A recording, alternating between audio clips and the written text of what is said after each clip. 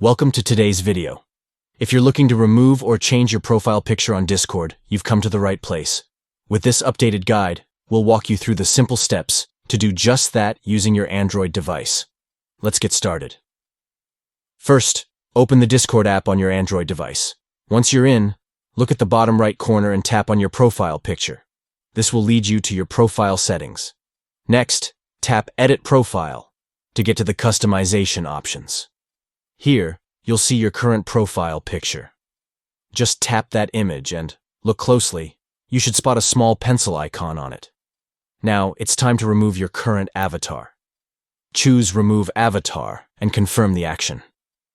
If you're planning to replace it with a new image, select a new photo from your gallery or take one right then and there. Once you've picked out your photo, adjust the image as needed to fit your profile just right. Finally, don't forget to tap that check icon at the top right to update your avatar and save the changes. And there you go. You've successfully removed or updated your profile picture on Discord. Thanks for watching.